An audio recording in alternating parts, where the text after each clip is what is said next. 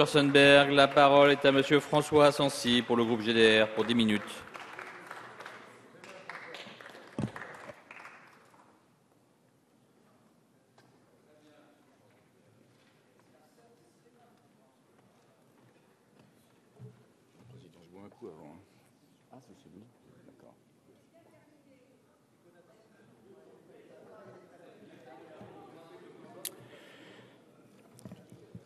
Monsieur le Président, Monsieur le Ministre, mes chers collègues, aujourd'hui, la France a rendez-vous avec son destin. Aujourd'hui, nous avons la possibilité de réparer une injustice vieille de 60 ans et de reconnaître enfin au peuple palestinien le droit inaliénable qui est le sien, celui de disposer d'un État. En 1947, sur le décompte du colonialisme européen et de la barbarie nazie, l'ONU redessinait la carte du Proche-Orient. Le monde affrontait une forme de responsabilité collective à l'indicible extermination des Juifs. Les Nations unies optaient pour la coexistence de 2 États. L'un, Israël, a vu le jour immédiatement, l'autre, la Palestine, n'en peut plus d'attendre sa reconnaissance. Depuis 60 ans, l'histoire bégaie de conflits meurtriers en violence asymétrique. Elle confisque toujours un peu plus le territoire accordé aux Palestiniens en 1947. Depuis 60 ans, l'identité culturelle palestinienne subit une véritable négation propre à tout système colonial. Depuis 60 ans, le joug de l'occupant ne cesse d'étouffer le peuple palestinien. Humiliation, privatisation, spoliation forment son quotidien. L'arbitraire devient la norme, jusqu'à conduire des députés et des enfants à être détenus pour leurs idées. Des vers du grand poète israélien Aaron Shabtai décrivent cette humanité qui vacille. Les mots purs que j'ai sucés au sein de ma mère, hommes, enfants, justice, compassion, sont dévalisés sous nos yeux, emprisonnés dans des ghettos, assassinés au checkpoint. Le moment est venu de mettre fin à ce cycle de malheur. Le moment est venu de remplacer les murs par des ponts entre 2 peuples, israéliens et palestiniens, que tout rapproche. Une histoire mêlée, une culture partagée, une même terre et surtout la même soif de paix. Car disons-le une fois pour toutes, ce conflit n'a rien d'un conflit religieux ou ethnique. Comme bien d'autres sur ces bancs, je suis animé d'une conviction profonde et intangible. Seule la reconnaissance immédiate de la Palestine comme État souverain et indépendant dans les frontières de 1967 et avec Jérusalem-Est pour capitale permettra d'asseoir une paix durable. Depuis le début de cette législature, à 24 reprises, notre groupe a réclamé cette reconnaissance dans cet hémicycle. Dès septembre 2012, nous avons déposé une résolution invitant le gouvernement à reconnaître la Palestine. Je vous ai personnellement interrogé, Monsieur le ministre, 3 fois sur ce sujet lors des questions d'actualité. Il s'agit d'un combat historique pour les députés communistes et le Front de gauche. Je pense notamment à l'action de notre ancien collègue Jean-Claude Lefort, président pendant longtemps de l'association France-Palestine. Hier, avec l'Algérie ou l'Afrique du Sud, aujourd'hui avec la Palestine, nous sommes du côté du droit international. Comme le disait magnifiquement Nelson Mandela, notre liberté est incomplète sans la liberté des Palestiniens. Il s'agit d'une question de principe. Et si par le cours de l'histoire, les termes étaient inversés, si le peuple israélien se trouvait à l'heure actuelle sans État, nous adopterions bien évidemment la même position, car on ne choisit pas la liberté d'un peuple au détriment d'un autre. 2 options s'offrent à notre diplomatie. Poursuivre dans l'impasse des négociations bilatérales ou tenter une nouvelle approche fondée sur le droit international. Mais s'il est un constat désormais largement partagé, c'est celui de l'échec du processus de paix. Depuis les accords d'Oslo, rien n'a fondamentalement changé.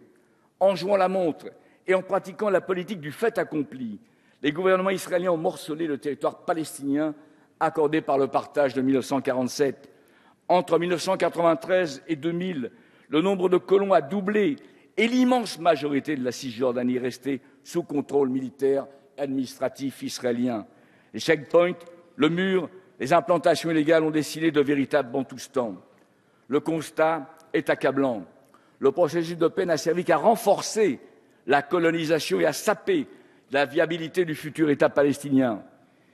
Isaac Rabin et Yasser Arafat ont incarné un véritable espoir parce que leur volonté de paix était sincère. Je tiens ici à rendre hommage à leur choix courageux. Mais il faut s'interroger sur l'échec d'Oslo. Comment négocier sur un pied d'égalité quand le rapport de force est marqué par une inégalité fondamentale, quand l'une des parties occupe, qu'elle est dotée du monopole de la violence légitime et qu'elle exerce une véritable tutelle financière au terme du protocole de Paris? Le prisonnier peut-il négocier sa liberté?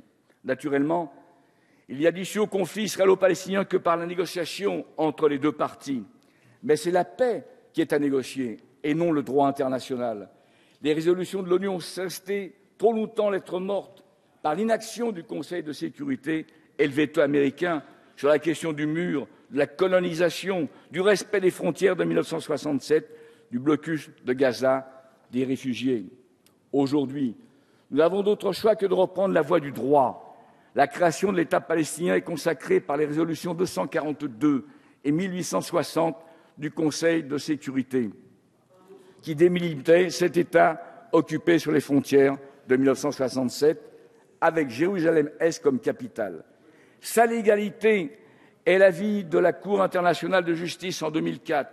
Plus de 135 pays reconnaissent déjà la Palestine, soit l'immense majorité des nations, à l'exception des puissances occidentales. Il est bien temps d'y remédier. Mardi prochain, le vote de l'Assemblée nationale française sera un vote pour la paix, un vote pour la justice, un vote pour la sécurité d'Israël et de tout le Moyen-Orient. Parce que nous sommes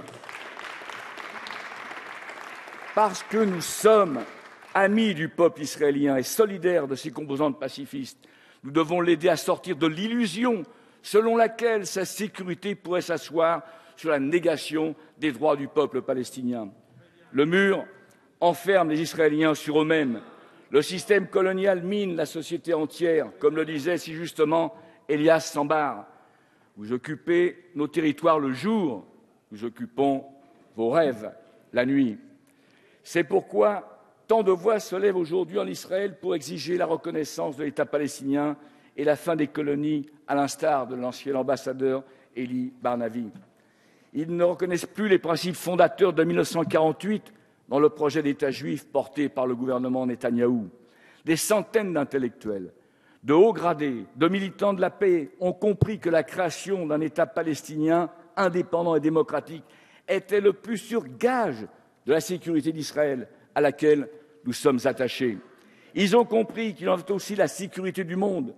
Le conflit israélo-palestinien constitue la mère des conflits, mais aussi la mère des solutions. Reconnaître l'État de Palestine, c'est désarmer ceux qui instrumentalisent la cause palestinienne pour des visées totalitaires et terroristes. C'est battre en brèche la théorie absurde du choc des civilisations. Je dois vous dire notre émotion qu'enfin la Palestine s'invite à l'Assemblée nationale. Le Sénat se prononcera dans la foulée le 11 décembre prochain à l'initiative des sénateurs communistes. À travers la reconnaissance de l'État de Palestine, c'est la voix de la France dont il est question. Cette voix transcende les clivages partisans. Il y a tout juste 50 ans, la France du général de Gaulle accordait la reconnaissance officielle à la Chine et confortait notre choix singulier dans le concert des nations. J'appelle notre Assemblée à se montrer à la hauteur de cette vision diplomatique qui a su rassembler notre pays dans un souci d'indépendance et d'équilibre du monde. En 2011, cette même France a voté l'adhésion de la Palestine à l'UNESCO, puis comme État observateur de l'ONU en 2012.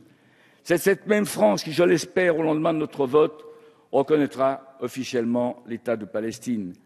Il serait inconcevable que notre pays demeure à la remorque du concert des nations après les initiatives espagnoles, britanniques, irlandaises et suédoises. Il sera inconcevable que le gouvernement ne reconnaisse pas officiellement la Palestine au lendemain du vote de cette résolution. Il en va de la crédibilité et de la parole de notre peuple, de notre pays auprès de ses partenaires. En 2011, nous avions signé ici, avec toutes les sensibilités politiques, une résolution portant sur la reconnaissance de l'État palestinien, administrant la preuve que nous pouvons nous rassembler quand l'enjeu est essentiel, Cette voie la plus large n'a pas été choisie, je le regrette, car elle aurait donné plus de force à la voix de la France dans notre Parlement. Pour autant, ne nous trompons pas de débat. Mardi, chaque parlementaire sera responsable de son vote devant l'histoire. Il s'agira de dire oui au droit des peuples à disposer d'eux-mêmes, oui à la paix et à des négociations fondées sur le droit international. Quelle discipline de parti pourrait s'y opposer? Soyons à la hauteur des pacifistes israéliens qui espèrent notre soutien pour relancer la paix. Soyons à la hauteur du peuple palestinien qui a fait le choix de la lutte et du compromis autour du président Abbas. Soyons à la hauteur de ce peuple pacifiste auquel on a voulu tout prendre, mais qui n'a jamais perdu son âme, son extraordinaire dignité et son amour de la liberté. À ceux qui auraient voulu dénier à ce peuple palestinien son droit à exister, j'adresserai ces vers de Mahmoud Darwish, l'immense poète palestinien. Debout ici, assis ici, toujours ici, éternel ici, nous avons un seul but, un seul être. Merci au peuple palestinien pour cette belle leçon d'humanité. Merci, Monsieur Asensi.